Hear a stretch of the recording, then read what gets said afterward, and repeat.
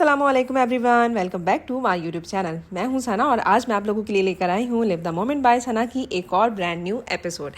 आज के एपिसोड में मैं आपके साथ शेयर करूंगी अपने फादर के दुबई आने की तैयारी कि किस तरह से हमने उनको दुबई आने पे वेलकम किया और क्या क्या मैंने उनके लिए तैयारियाँ करी।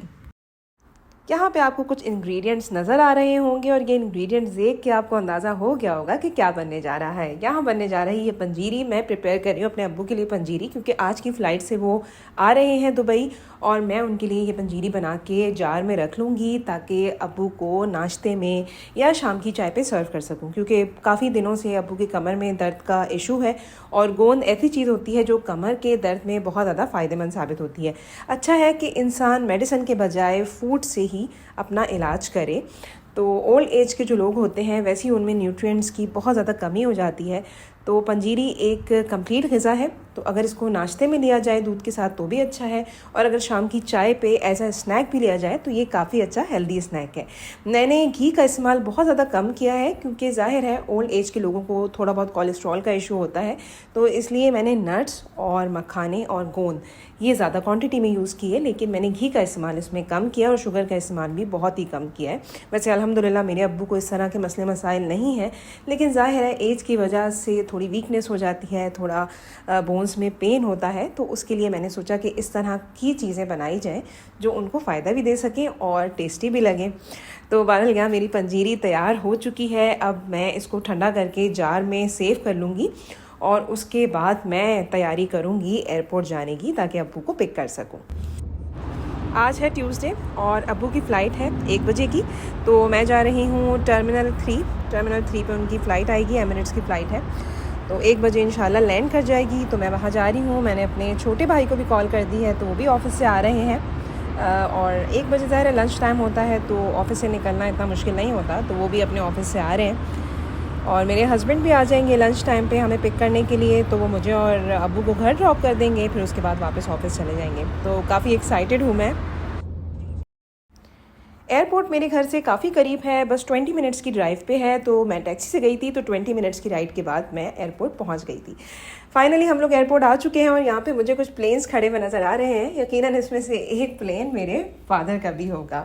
एयरपोर्ट जब हम लोग पहुँचे हैं तो टैक्सी ने मुझे डिपार्चर वाली साइड पे ड्रॉप किया था, तो वहाँ से मैंने लिफ्ट ली और लिफ्ट के ज़रिए से अराइवल वाली साइड पे चली गई। वहाँ पे मेरे जो छोटे भाई हैं वो ऑलरेडी आए हुए थे, उनको मैंने पहले ही कॉल करके बुला लिया था, तो बस फिर हम दोनों बहन भाई अब्बू को पिक करने के लिए चले गए वेटिंग एरिया की तरफ। वहाँ पे हमने इंतज़ार किया और कुछ ही देर में अब्बू जो है वो आ गए। असल में बहुत सारी फ़्लाइट्स आई हुई थी इंडिया और पाकिस्तान से और काफ़ी ज़्यादा रश था एयरपोर्ट पे, तो हम लोगों ने आधा घंटा वेट किया। आधे घंटे के बाद जो है वो अब्बू बाहर आए हैं। हमने वेटिंग एरिया में आराम से इंतज़ार किया क्योंकि परेशानी की कोई बात नहीं थी, क्योंकि मैंने अपने अब्बू के लिए मरहबा सर्विस ऑलरेडी बुक कराई हुई थी ताकि मरहबा सर्विस वाले उनको व्हील चेयर पर ला के आराम से हमारे पास छोड़ें और उनका लगेज भी हमें ला के दें, क्योंकि ज़ाहिर है ओल्ड एज में इतने बड़े एयरपोर्ट पे चलना कोई आसान काम नहीं है और टर्मिनल 3 सबको पता है कि बहुत ज़्यादा बड़ा है। जवान लोगों के लिए चलना वहाँ मुश्किल होता है, तो ज़ाहिर है मेरे अब्बू को बहुत ज़्यादा मुश्किल का सामना करना पड़ता, इसलिए मैंने उनके लिए ऑलरेडी मरहबा सर्विस करवा दी थी ताकि वो उनको व्हील चेयर पर हमारे पास लेकर आ जाएं और उनको चलने की तकलीफ़ ना उठानी पड़े। अब्बू आए और बहुत खुशी मिले हम लोगों से। भाई को देख के भी बहुत खुश हुए और मेरे हस्बैंड को देख के भी बहुत खुश हुए।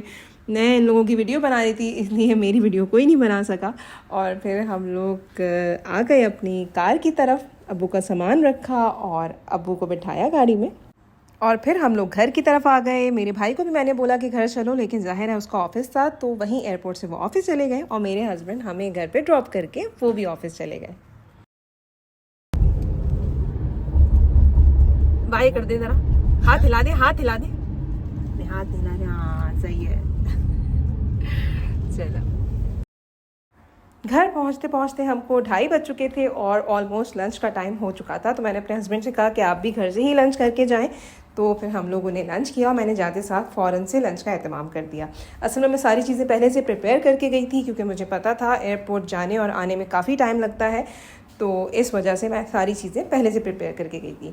अब्बू जब आए हमारे घर में तो बहुत ज़्यादा खुश हुए मेरे घर को देख के और सारी चीज़ों को देख के, और स्पेशली दुबई आके तो ज़ाहिर है हर इंसान खुश ही होता है। अच्छा, मैंने लंच में बनाई थी दाल और उसके साथ आलू बैंगन, साथ में कचूमर सैलड और सैंडविचेस मैंने बनाए थे। सैंडविचेस मैंने बनाए थे शामी कबाब के। सब ने बहुत मज़े से खाना खाया। अच्छा, यहाँ पे मैं आपको दिखा रही हूँ सिम जो कि मिली थी अब्बू को एमिरेट्स की फ़्लाइट में। जब भी आप विज़िट के लिए दुबई आते हैं तो एमिरेट्स वाले ये 1 GB की सिम आपको देते हैं जिसमें 5G डाटा होता है। तो आप इसमें 1 GB डाटा यूज़ कर सकते हैं। फ्री सिम ये होती है और इससे आप कॉल भी कर सकते हैं, इसमें बैलेंस भी डलवा सकते हैं। तो देखें, इसके अंदर इन्होंने पिन भी दी हुई है ताकि आप अपनी पिन अगर घर पे भूल के आ जाते हैं तो आप इजीली इस पिन का इस्तेमाल करते हुए अपने मोबाइल में फ़ौरन से ये सिम डाल लें और जो भी आपका वेट बाहर कर रहा हो उसको कॉल कर सकें। अब्बू के लिए तो मैंने ऑलरेडी सर्विस करवाई भी थी मरहबा की, तो उन्हें ज़रूरत नहीं पड़ी हमें कॉल करने की। लेकिन अगर आप विज़िट पे दुबई आ रहे हैं और फर्स्ट टाइम आ रहे हैं और आपको कोई लेने के लिए पहुंचता है एयरपोर्ट, तो उसके साथ आप कांटेक्ट कर सकते हैं। ये सिम आपको प्लेन में ही मिल जाती है एमिरेट्स एयरलाइन वालों की तरफ से। तो आप ये सिम निकाल के अपने मोबाइल में डालें और जो भी बाहर आपका वेट कर रहा है उससे आप इजीली कांटेक्ट कर सकते हैं। ये है जनाब हमारा रात का डिनर। रात को डिनर में मैंने बनाया था मेरे अब्बू की फेवरेट डिश जो कि है शाही बादामी कौरमा और उसके साथ मैंने बनाया था फ्रूट ट्राइफल। तो सब ने बहुत शौक से खाया। ये देखो,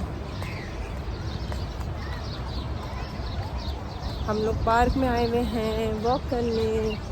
बहुत अच्छा लग रहा है। मराम ने भी पिंक पहना हुआ है, मैंने भी पिंक पहना हुआ है। अब्बू को सेकंड डे मैं पार्क में ले गई थी वॉक के लिए ताकि उनका थोड़ा दिल बहल जाए, क्योंकि घर में बैठे बैठे अक्सर लोग बोर हो जाते हैं। तो उनको पार्क बहुत अच्छा लगा। अब्बू पहले भी इस घर में आ चुके हैं। जब हम 10 साल पहले यहाँ पे रहा करते थे तो उस टाइम पे यहाँ पे आबादी भी कम थी, बिल्डिंग्स भी कम बनी हुई थी और ये पार्क भी प्रॉपर डेवलप नहीं था। मगर इस दफ़ा जब उन्होंने देखा तो उन्हें बहुत अच्छा लगा। बहरहाल 2 दिन के बाद आ गया जुम्मा और हम गए जुम्मे की नमाज़ अदा करने अब्बू के साथ। अक्सर जुम्मे को ये होता है कि मेरे हस्बैंड जो हैं वो आ जाते हैं और हम सब मिलके नमाज़ पढ़ने जाते हैं और वापसी पे घर पे आके साथ मिलके लंच करते हैं, फिर वो वापस ऑफिस चले जाते हैं। लेकिन कभी कभी ऐसा होता है कि किसी मीटिंग्स की वजह से वो नहीं आ पाते। तो इस दफ़ा भी ऐसी हुआ था कि मेरे हस्बैंड के पास एक मीटिंग आ गई थी जिसकी वजह से वो जुम्मे की नमाज़ के लिए नहीं आ सके थे और मैं अपने अब्बू को फिर नमाज़ पढ़ने के लिए ले गई थी। घर में कार मौजूद नहीं थी तो इसलिए हम लोग टैक्सी में ही बैठ के गए थे। लेकिन अल्हम्दुलिल्लाह टाइम पे टैक्सी मिल गई थी और हमें जुम्मे की नमाज़ पूरी मिली थी और ठीक से मिली थी। अक्सर ये होता है कि लोगों को बाहर जगह मिलती है और मुझे इसी बात की टेंशन थी कि अब्बू को बाहर जगह ना मिले, लेकिन अल्हम्दुलिल्लाह अब्बू को भी अंदर जगह मिली थी और हमें भी नमाज़ पढ़ने की प्रॉपर अंदर जगह मिल गई थी। नमाज से वापसी पर यहाँ मसाजिद में ये इंतज़ाम होता है कि ठंडे पानी की बॉटल्स रखी हुई होती हैं, तो हमने भी पानी की बॉटल्स वहाँ से कलेक्ट करी और पानी पीते हुए बाहर आ गए। आखिर में हम लोगों ने एक पिक्चर ली ताकि वो मेमोरी बन जाए। सैटरडे को मेरे भाई ने आना था, वो चाह रहे थे कि वो भी अपने घर अब्बू को लेके जाएं, तो जाहिर है उनको मैंने दावत पे इनवाइट किया, दावत पे बुलाया और काफ़ी सारे मज़े मज़े के खाने बनाए। अब्बू को हरी मिर्चों का कीमा बहुत ज़्यादा पसंद है तो मैंने अब्बू के लिए हरी मिर्च का कीमा स्पेशली बनाया था।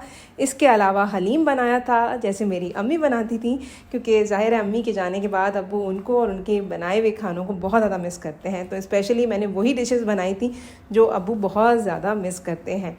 तो उन्होंने सारे खानों की बहुत ज़्यादा तारीफ़ करी क्योंकि उनको उन तमाम तर खानों का जो जायका था वो अम्मी के हाथ के बने हुए खानों से मिलता जुलता लगा। इसके अलावा मैंने बनाई थी चिकन टिक्का बिरयानी और peri peri chicken French fries के साथ और बनाई थी जनाब सैलड। रशियन सैलड में नहीं बना सकी थी क्योंकि मुझे टाइम नहीं मिल सका था। इसके अलावा मीठे में मैंने बनाया था खोए वाला शीर खुरमा। ये एक स्पेशल स्टाइल का शीर खुरमा होता है जो मेरी अम्मी बनाया करती थी, तो वो मैंने स्पेशली अब्बू के लिए बनाया था ताकि वो शौक़ से खा सकें। बहरहाल दावत बहुत अच्छी रही, सब मिल के बैठे, सब ने फूड भी इंजॉय किया और अब्बू कुछ दिनों के लिए भाई के साथ चले भी गए। आगे क्या क्या हुआ वो मैं दिखाऊंगी आपको पार्ट 2 में। जब तक के लिए अल्लाह हाफिज़।